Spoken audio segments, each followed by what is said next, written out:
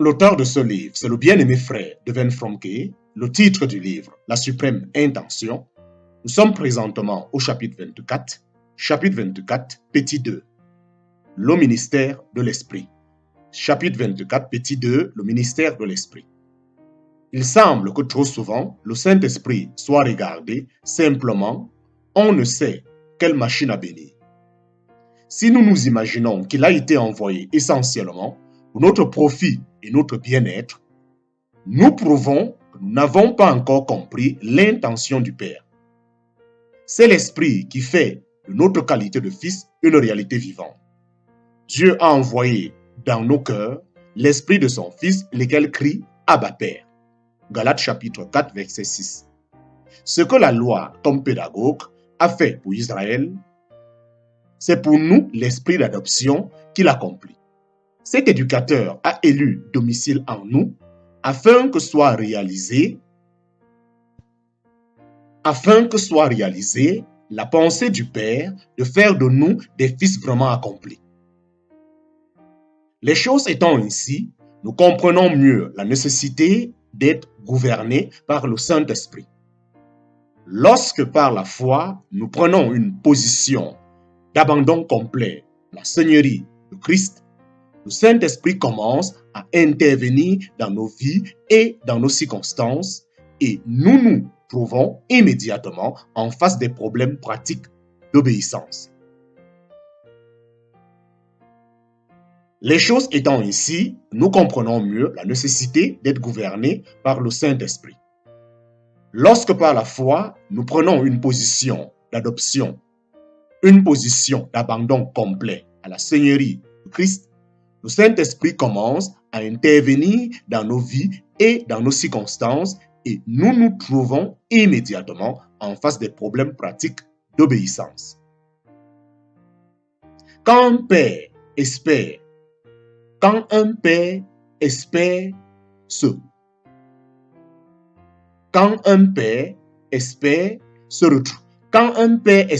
se retrouver dans son Fils, être personnifié en lui, il ne se déclarera satisfait dans le sens le plus complet du mot que lorsque le Fils sera vraiment saturé de son esprit, de ses ambitions et de sa détermination de voir ses plans réalisés.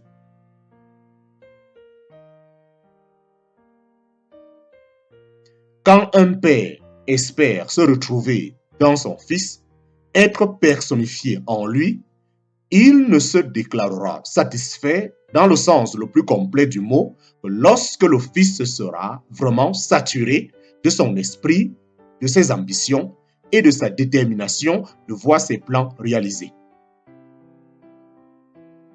C'est dans ce but que le Père Céleste a placé sous la tutelle de la loi tous les fils que la nature lui a donnés afin de leur faire découvrir tout ce qui leur manque. Mais à ceux qui sont nés dans sa famille à lui, c'est l'Esprit qui leur donne comme éducateur pour les amener à être des fils vraiment mûrs.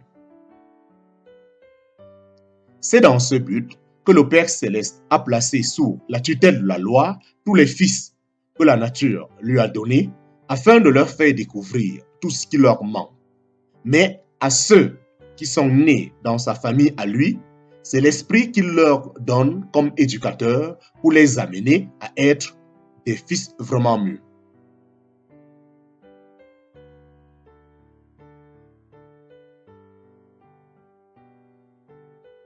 Les choses étant ainsi, nous comprenons mieux la nécessité d'être gouvernés par le Saint-Esprit. Lorsque par la foi, nous prenons une position d'abandon complet à la Seigneurie de Christ, le Saint-Esprit commence à intervenir dans nos vies et dans nos circonstances et nous nous trouvons immédiatement en face de problèmes pratiques d'obéissance. Quand un père espère se retrouver dans son Fils, être personnifié en lui, il ne se déclarera satisfait dans le sens le plus complet du mot que lorsque le Fils sera vraiment saturé de son esprit, de ses ambitions et de sa détermination de voir ses plans réalisés. C'est dans ce but que le Père Céleste a placé sous la tutelle de la loi tous les fils que la nature lui a donnés, afin de leur faire découvrir tout ce qui leur manque. Mais à ceux qui sont nés dans sa maison, à lui, c'est l'Esprit qui leur donne comme éducateur pour les amener à être des fils vraiment mûrs. Signification de l'adoption biblique. Signification de l'adoption biblique. En quoi un fils diffère-t-il d'un enfant? C'est l'adoption qui fait la différence. Qu'est-ce que l'adoption? Qu'est-ce que l'adoption? En Occident, l'adoption consiste à enlever un enfant à une famille pour en faire un membre d'une autre famille. Mais un père grec ou romain, comme nous l'avons vu plus haut, n'adoptait comme fils que son propre enfant. La naissance en faisait un enfant, l'adoption le rendait fils. Entre la naissance et l'adoption prenait place la croissance, l'éducation et la discipline. En Occident, l'adoption consiste à enlever un enfant à une famille pour en faire un membre d'une autre famille. Mais un père grec ou romain, comme nous l'avons vu plus haut, n'adoptait comme fils que son propre enfant. La naissance en faisait un enfant, l'adoption le rendait fils. Entre la naissance et l'adoption prenait place la croissance, l'éducation et la discipline. À l'heure présente, nous qui avons passé spirituellement par la naissance, en parenthèse technon, qui est égal à enfant, nous apprenons à marcher selon l'esprit. Ainsi, l'esprit d'adoption qui est à l'œuvre au-dedans fait de nous de plus en plus de vrais fils. Mais pour l'adoption proprement dite, en parenthèse, euothesia, qui est égale mise en place des fils, nous sommes encore dans la joyeuse attente de la réalité. Un auteur anglais, R.B. John, a éclairci ce problème de la façon suivante.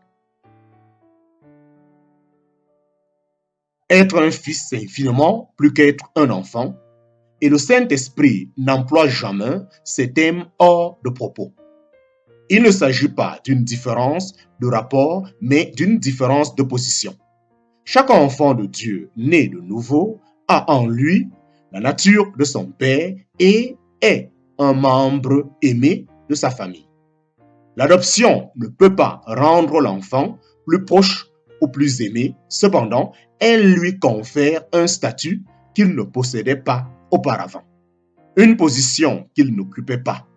C'est un acte par lequel on le reconnaît comme un fils adulte parvenu à la majorité. C'est le sceau supposé sur sa croissance, sur la maturité de son entendement et de son caractère. Un enfant, c'est un être qui est né de Dieu. Un fils, c'est quelqu'un qui est enseigné de Dieu. Un enfant a la nature de Dieu, un fils a le caractère de Dieu.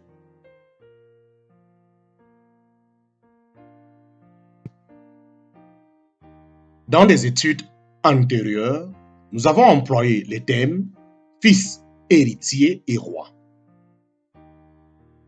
C'est par souci de simplicité que nous avons retenu l'expression fils.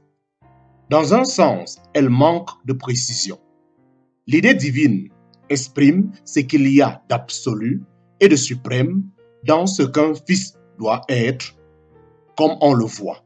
C'est beaucoup plus que l'entrée dans la famille par la naissance. C'est l'accès à une responsabilité pleine et entière qui est la part de ceux qui sont parvenus à la maturité des années avant Jésus-Christ. Ésaïe a fait allusion par l'Esprit à cette précieuse vérité. L'idée divine exprime ce qu'il y a d'absolu et de suprême dans ce qu'un fils doit être. Comme on le voit, c'est beaucoup plus que l'entrée dans la famille par la naissance. C'est l'accès à une responsabilité pleine et entière qui est la part de ceux qui sont parvenus à la maturité. Des années avant Jésus-Christ, Ésaïe a fait allusion par l'Esprit à cette précieuse vérité.